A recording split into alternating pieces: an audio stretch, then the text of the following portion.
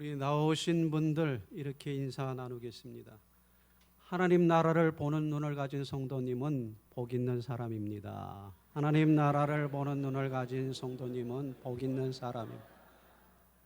갈수록 수준이 높아지니까 좀 힘들어지시는 것 같아요. 치매를 방지하기 위해서 조금 머리를 쓰셔야 되겠습니다.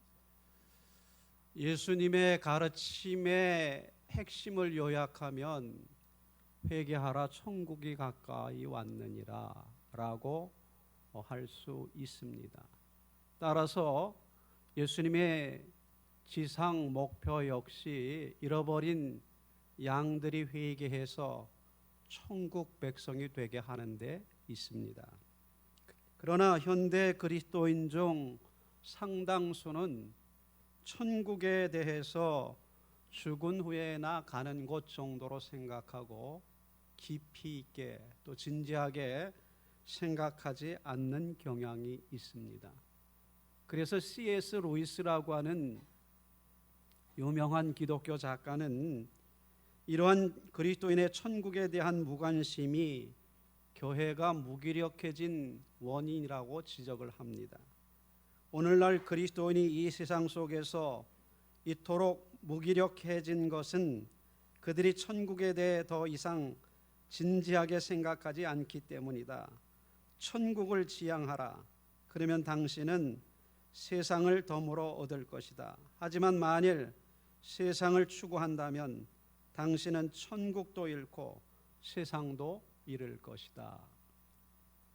오늘 우리가 겪는 위기를 극복하는 길은 어디에 있습니까?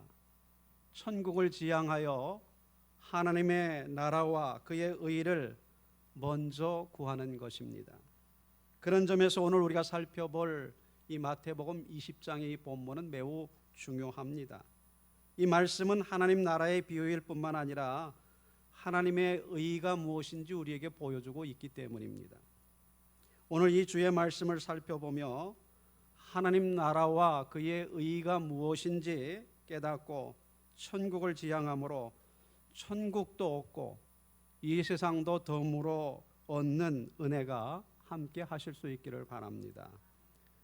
1절과 2절을 가만히 보시면 천국은 일꾼을 고용하려고 이른 아침, 지금으로 따지면 오전 6시에 해당됩니다. 장터로 나간 포도원 주인에 비유되고 있습니다. 한 데나리온씩을 주기로 하고 일꾼을 고용하는 모습에는 이상한 점이 없습니다.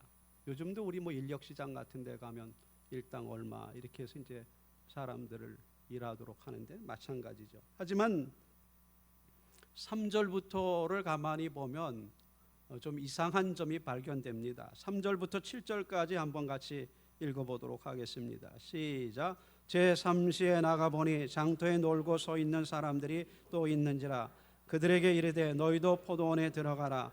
내가 너희에게 상당하게 주리라 하니 그들이 가고 제6시와 제9시에 또 나가 그와 같이 하고 제11시에도 나가보니 서 있는 사람들이 또 있는지라. 이르되 너희는 어찌하여 종일토록 놀고 여기 서 있느냐. 이르되 우리를 품꾼으로 쓰는 이가 없음이니이다. 이르되 너희도 포도원에 들어가라 하니라. 아멘.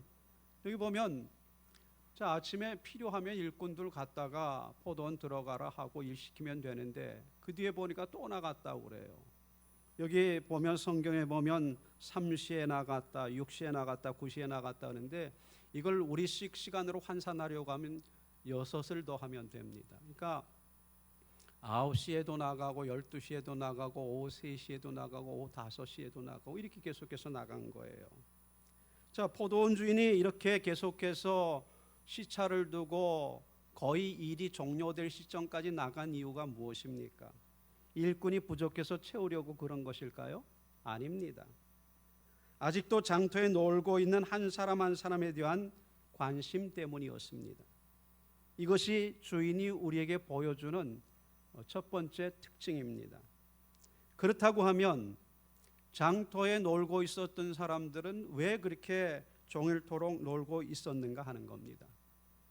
게을렀기 때문에 그렇습니까? 아닙니다.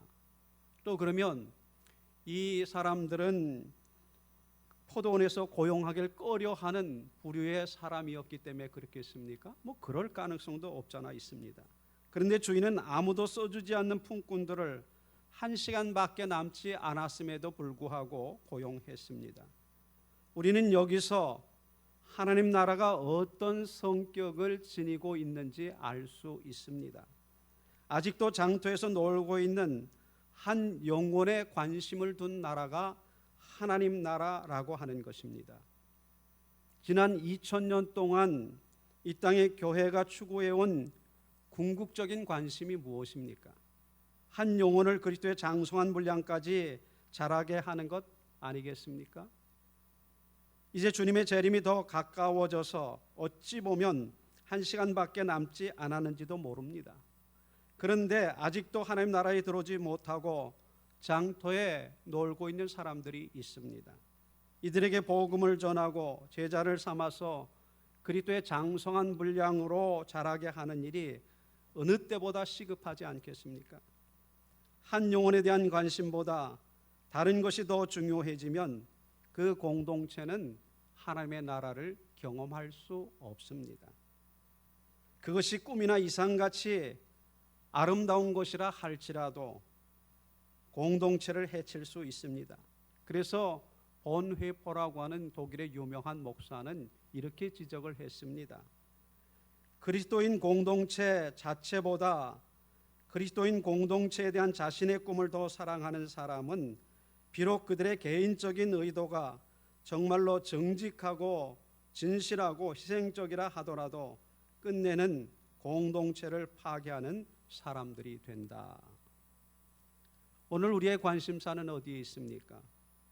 한 영혼과 교회 공동체 자체입니까? 아니면 자신의 꿈과 비전을 이루기 위한 수단으로 공동체를 이용하고 있습니까? 포도원 주인은 단지 고용되지 못한 사람을 한 영혼 한 영혼을 긍휼히 여겼을 뿐만 아니라 이들에게 의로운 품삯을 주길 원하는 분이었습니다.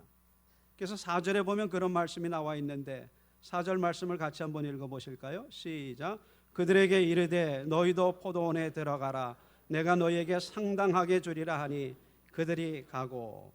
여기 보니까 너희도 포도원에 들어가라. 그러면서 이 포도원 주인이 약속한 것이 상당하게 주리라 이렇게 약속을 했습니다. 여기 상당하게라고 하는 말은 헬라어로 디카이오스라고 하는데 의로운이라고 하는 뜻입니다. 직역하면 내가 의로운 품삯을 주마 그런 약속입니다.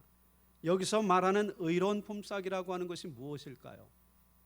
어떤 사람은 아침 6시부터 가서 일하니까 그런 것에 비례해서 너는 뭐 그 사람 품삯의 2분의 1을 주겠다 혹은 4분의 1을 주겠다 일한 바에 따라서 12분의 1을 주겠다 이게 의로운 품삯일까요? 아니면 합의하지 않고 얼마 주겠다고 하는 합의가 없었으니까 나중에 가서 적당히 그저 최저임금 수준에 가까운 것을 주면서 의로운 품삯이라고 할까요? 드디어 저녁이 되어서 포도원 주인이 청지기에게 나중온 사람부터 먼저 품삯을 주라고 지시를 합니다.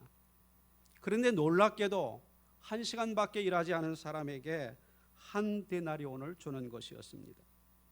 이에 이전부터 와서 일한 사람들은 자신들이 더 받지 않겠느냐 이런 기대 이런 것을 생각했습니다. 그러나 엉뚱하게도 주인은 모든 품꾼에게 한 데나리온을 주었습니다. 심지어는 12배나 많은 시간을 일한 처음 온 일꾼들에게도 한 데나리온밖에 주지 않았습니다. 이럴 바에야 처음 온 사람들부터 차례대로 한 데나리온을 주어서 먼저 집으로 보냈다고 하면 여기 성경에 볼 수 있는 이런 분란은 일어나지 않지 않았겠습니까?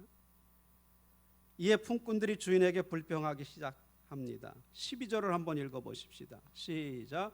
나중온 이 사람들은 1시간밖에 일하지 아니하였거늘 그들을 종일 수고하며 더위를 견딘 우리와 같게 하였나이다. 이들은 늦게 온 사람들이 한 데나리온을 받아서는 안 된다고 불평하는 것이 아닙니다. 어떻게 12시간 일한 우리와 1시간만 일한 사람들을 똑같이 대우할 수 있느냐는 것이 불평의 핵심입니다. 여러분들이 그 입장에 처해도 아마 그런 불평 가능하겠죠. 아니, 우리 12시간 일했는데 왜 한 데나리온? 예, 똑같습니다.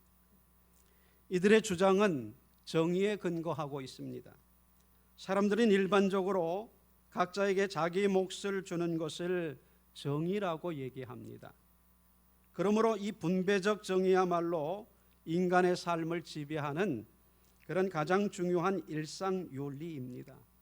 요즘 우리 사회도 뭐 정규직, 비정규직 이런 분쟁이 많죠. 핵심은 하나예요. 똑같은 일을 하는데 누구는 정규직이고 비정규직이라고 하는 것 때문에 임금이 차등이 있어서 지금 그런 거예요. 각자에게 자신의 몫을 제대로 분배하지 않으면 불평으로 공동체 샬롬이 깨지기 때문에 성경에서도 하나님께서 이 분배적 정의를 요구하셨습니다. 예를 들면 레위기 19장 15절에 너희는 재판할 때에 불의를 행하지 말며 가난한 자의 편을 들지 말며 세력 있는 자라고 두둔하지 말고 공의로 사람을 재판할지며. 어디에 치우쳐서 안 된다는 거예요. 힘이 있든지 없든지 재산이 있든지 없든지 공정한 재판, 누구나 똑같이 한 인간으로서 동일한 그런 입장에서 재판을 받아야 된다. 이 분배 정의입니다. 이게. 하나님께서 이처럼 분배 정의를 요구하신 이유가 무엇입니까?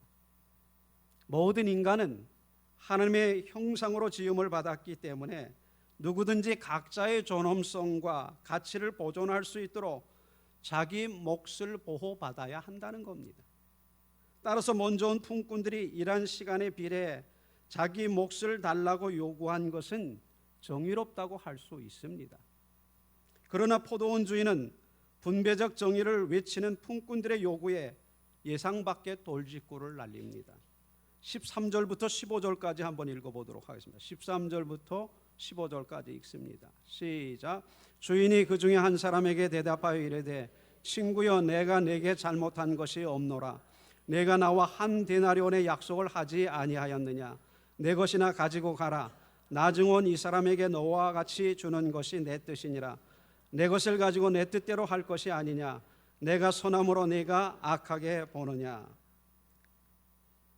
예, 여기 이 포도원 주인은 여기 보니까 그렇게 말씀하고 있어요. 내가 네게 잘못한 것이 없노라. 13절에 보니까, 근데 이 잘못하다라고 하는 이 말은 헬라어로 아디케오라고 하는데 이건 두 가지가 합쳐진 말이에요.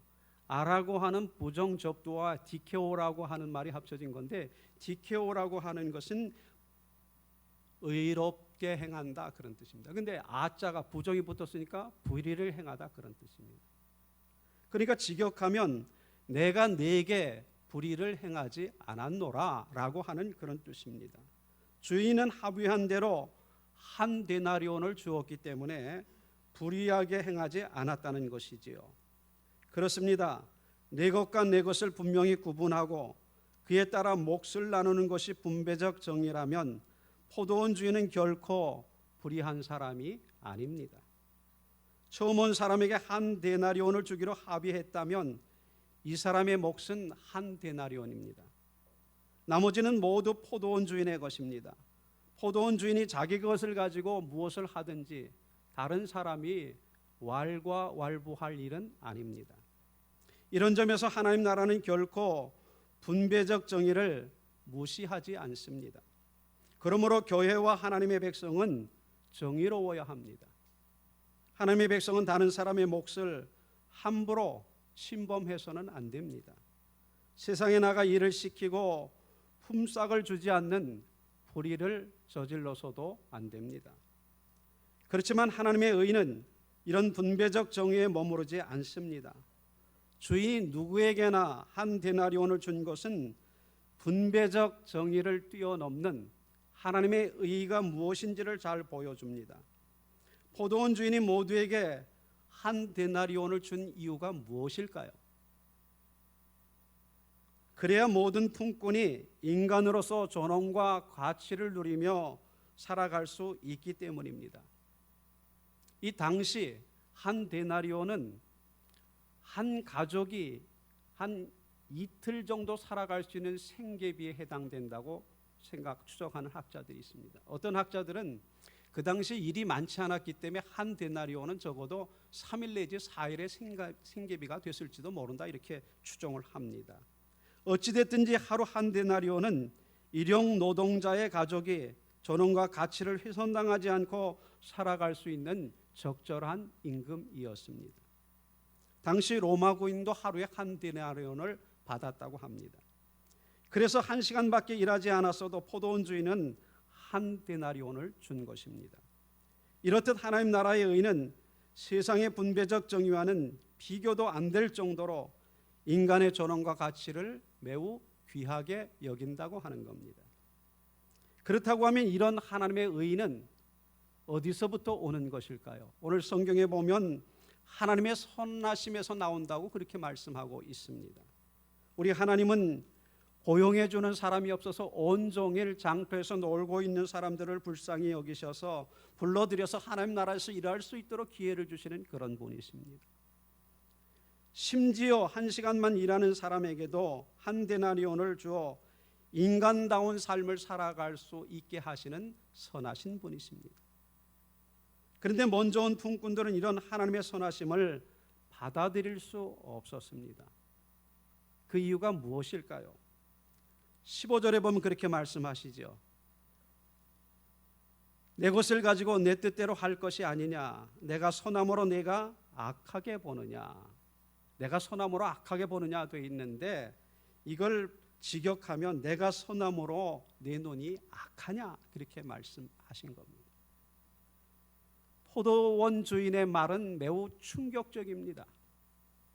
품꾼들은 그저 분배적 정의를 요구한 것뿐인데 졸지에 하나님의 선하심을 받아들이지 못하는 악한 눈의 소유자가 되었습니다. 이 비유는 하나님 나라에서는 분배적 정의를 요구하는 일이 자칫하면 악이 될 수 있음을 적나라하게 보여줍니다. 공평한 기회를 주고 공로에 따라서 몫을 차등으로 나눈 분배적 정의는 자칫하면 비인간적이 될 수 있기 때문입니다. 일하지 못한 이유를 살피지 않고 그저 일을 조금만 했다는 이유로 해서 최저임금을 주는 것은 겉으로는 분배적 정의에 합당할지 모르지만 실상은 악이 될 수 있습니다. 솔직히 보통 사람이라고 하면, 아니 보통 사람이라고 할 것도 없죠. 우리 같으면 나보다 늦게 들어온 사람이, 그것도 1시간밖에 일하지 않은 사람이 나와 똑같이 품삯을 받는다고 하는 것, 이건 눈 뜨고 볼 수 없지요. 하지만 이렇게 되면 우리 눈은 악해질 수밖에 없습니다. 만일 우리 눈이 악해지면 무슨 일이 생길까요? 마태복음 6장 22절 23절에 보면 이렇게 말씀합니다. 눈은 몸의 등불이니 그러므로 너희 눈이 성하면 온 몸이 밝을 것이요, 눈이 나쁘면, 여기 나쁘면은 악하면으로 바꿀 수 있겠습니다. 온 몸이 어두울 것이니 그러므로 내게 있는 빛이 어두우면 그 어둠이 얼마나 더하겠느냐. 우리 눈이 악해지면 온 몸이 어두워진다 말씀합니다. 그리고 끝내는 누구에게나 한 데나리온을 주시는 하나님의 선하심도 받아들일 수 없게 됩니다. 자크 데리다라고 하는 유명한 철학자는 그래서 이렇게 지적을 합니다. 인간에게 보는 눈이 있는 한 시기와 탐욕과 폭력을 피할 수 없고 인간의 역사는 파국으로 치달을 수밖에 없다. 오늘 우리는 무엇에 더 끌리고 있습니까? 나의 몫입니까? 아니면 하나님의 선하심입니까? 만일 하나님의 선하심보다 내 몫에 대한 관심이 더 크다면 우리는 악한 눈의 소유자일 수도 있습니다. 그리고 이 악한 눈으로부터 구원받지 못한다면 인간 역사는 파국으로 치달을 수밖에 없고 공동체는 파멸로 끝날 것입니다. 그렇다고 하면 이 눈을 어떻게 해야 될까요? 눈의 본질을 회복해야 합니다. 자크 데리다는 또 말합니다. 눈의 본질은 보는 것이 아니다. 눈의 본질은 눈물이다. 그렇습니다. 눈 뜨고 살아가야만 하는 우리 눈을 악한 눈으로 바뀌지 않게 하는 유일한 방법은 눈의 본질을 회복하는 것입니다. 눈물 어린 눈으로 나와 가정과 교회와 이웃과 열방을 바라보는 것입니다. 눈물 없는 눈은 시기와 탐욕과 폭력을 수반할 수밖에 없기 때문입니다. 오래전 미국 은행에서 있었던 일이라고 그래요. 어떤 남루한 옷을 입은 할아버지가 은행에 들어와서 창고에 가서 내 돈 좀 찾아야 되겠다. 창구 직원이 보니까 돈을 내줄 수 없는 형편이었어요. 가만히 보니까 신분증이 유효기간이 만료가 됐어요. 그래서 할아버지, 이 신분증 갖고는 돈을 찾을 수가 없습니다. 안 됩니다. 그래도 할아버지는 막무가내로 다른 방법과 머리 생각해낼 수 없으니까 그래도 내 돈 달라고 소동을 피우니까 은행에서 경찰한테 연락을 했습니다. 이 할아버지 와서 이렇게 난동을 부리는데 이 정리 좀 해달라. 경찰이 출동을 했습니다. 경찰관이 와갖고 보니까 이만저만하고 그래서 이렇다. 그래서 그 할아버지를 데리고 나갔어요. 사실 경찰 입장에서는 할아버지 그러시면 안 됩니다. 그럼 유치장에 가요. 그러지 말고 빨리 돌아가세요. 하면 자기 임무 끝났을 겁니다. 그런데 이 경찰이 할아버지 수갑 채워 간 것도 아니고 경찰서로 데리고 간 것도 아니고 신분증을 갱신할 수 있는 데로 모시고 간 거예요. 가서 신분증 갱신해 갖고 와서 은행에 가서 예금을 찾을 수 있도록 그렇게 했다는 겁니다. 정의와 사랑은 둘 다 포기할 수 없는 가치입니다. 정의 없는 사랑이 맹목적인 감상에 빠질 수 있듯이 사랑 없는 정의는 불의로 빠질 수 있습니다. 따라서 우리는 정의와 사랑을 동시에 추구해야 합니다. 그러나 이 사랑과 정의를 동시에 추구한다고 하는 일은 너무나 힘들고 어렵습니다. 사랑의 언어는 감정과 정서의 언어이지만 이 정의의 언어는 논리와 이성의 언어이기 때문에 그렇습니다. 사랑은 주장하지 않지만 정의는 요구하고 주장합니다. 사랑은 감싸주지만 정의는 들춰내기 때문입니다. 사랑과 정의를 함께 추구하는 일이 그래서 어려운 것입니다. 그래서 대부분의 사람은 정의와 사랑 중 하나를 택합니다. 사랑에는 눈 감고 정의만 얘기하거나 또 혹은 정의에는 눈 감고 사랑만을 말합니다. 하지만 자기가 원하는 한 가지만 이야기해서는 결코 하나님의 나라를 경험할 수 없습니다. 때로 눈을 뜨고 다른 사람보다 내 것을 분명히 구분하며 정의를 외쳐야 합니다. 그러나 눈물 없는 눈으로 내 것과 내 것을 구분하는 정의만으로는 결코 하나님의 선하심을 받아들일 수 없기 때문에 하나님의 선하심 위에서 이루어지는 하나님 나라 역시 경험할 수 없습니다. 사도행전에서는 궁극적으로 내 것과 내 것을 구분하지 않을 때에야 비로소 하나님 나라가 이루어진다고 선포하고 있습니다. 사도행전 4장 32절에 보니까 믿는 무리가 한 마음과 한 뜻이 되어 모든 물건을 서로 통용하고 자기 재물을 조금이라도 자기 것이라고 하는 이가 하나도 없더라. 내 것과 내 것을 나누는 정의는 내 것과 내 것을 묻지 않는 사랑 없이는 하나님 나라를 이룰 수 없다고 말씀하는 겁니다. 정의가 사랑이라는 궁극적인 가치로 견일될 때 비로소 진정한 샬롬의 왕국이 이 땅에 임함을 사도행전은 우리에게 보여주고 있습니다. 그렇다고 하면 어떻게 해야 내 것과 내 것을 묻지 않는 사랑이 가능하겠습니까? 우리 다시 사도행전으로 돌아가야 됩니다. 우리 사도행전 4장을 좀 한번 찾아보도록 하겠습니다. 사도행전 4장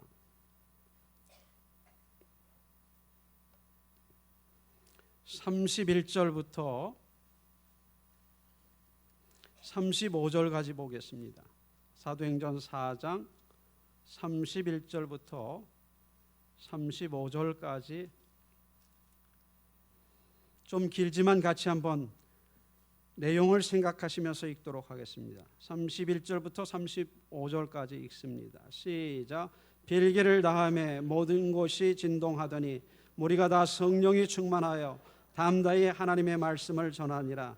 믿는 무리가 한 마음과 한 뜻이 되어 모든 물건을 서로 통용하고 자기 재물을 조금이라도 자기 것이라고 하는 이가 하나도 없더라. 사도들이 큰 권능으로 주 예수의 부활을 증언하니 무리가 큰 은혜를 받아 그 중에 가난한 사람이 없으니 이는 밭과 집 있는 자는 팔아 그 판 것의 값을 가져다가 사도들의 발 앞에 두매 그들이 각 사람의 필요를 따라 나누어 줌이라. 아멘.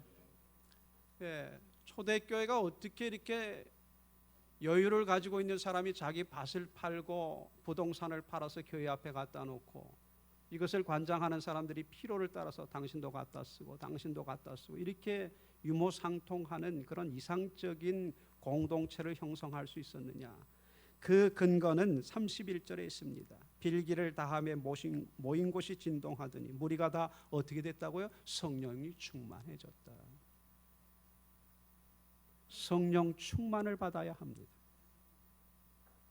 성령 충만을 받을 때 비로소 인간은 나의 목보다는 타인의 영혼에 대한 관심이 더 가고 나의 이익보다는 하나님의 선하심에 더 관심을 가질 수 있습니다. 성령의 감동으로 눈물을 흘릴 때 우리 악한 눈이 구원을 받게 되는 겁니다. 여러분, 공산주의의 사상은 아주 좋은 사상입니다. 우리 열심히 다 일하고 공평하게 살아가자. 너나 할 것 없이. 얼마나 좋습니까? 그런데 그게 왜 안 되느냐? 사도행전에는 됐는데 성령 충만하지 않기 때문에 그렇습니다. 오늘 교회 안에서도 마찬가지입니다. 우리는 이 하나님의 원리를 따라 하나님의 나라의 이 방식을 따라 살아가도록 되어 있는데 왜 이게 안 되느냐? 성령 충만하지 않기 때문에 그렇습니다. 우리가 이것을 극복하는 길은 성령 충만한 데 있습니다. 그럴 때 우리 악한 눈이 구원을 받고 저 사람의 아픔과 고통을 돌아보면서 함께 할 수 있고 그것을 인정해 줄 수 있고 사랑으로 감싸할 수 있게 되는 겁니다. 오늘 교회가 힘을 잃어버린 이유가 하나님의 방식을 따라가지 않기 때문입니다. 하나님 나라를 보는 눈이 닫혀 있기 때문에 그렇습니다. 바라기는 오늘 우리가 하나님 앞에 설 때에 이 하나님 우리 눈을 열어서 하나님 나라가 어떤 식으로 살아가는지 이걸 깨닫게 하셔서 천국을 지향함으로 천국을 얻을 뿐만 아니라 이 세상도 덤으로 얻는 그런 생을 살아갈 수 있는 은혜를 주옵소서. 이렇게 여러분 기도하시고 그런 은혜를 누리실 수 있기를 바랍니다. 우리는 이 땅에 속해 있다고 땅이 전부가 아닌 사람입니다. 하늘로부터 부르심을 받아서 하늘 방식으로 살아가는 사람입니다. 근데 오늘 교회가 이걸 잊어버렸어요. 하늘 방식으로 사는 걸 잃어버리고 땅의 방식을 가지고 힘의 논리를 가지고 그저 강해야 돼. 강한 자가 이기는 거야. 강한 자가 이끌어가는 거야. 하는데 여러분, 하나님 나라는 그렇지 않습니다. 하나님께서 한 영혼 한 영혼을 귀하게 보시는 것처럼 한 영혼의 그 가정을 가치 있고 존엄한 삶을 살도록 배려하시는 것처럼 그렇게 살아가는 것이 하나님 나라의 삶의 방식입니다.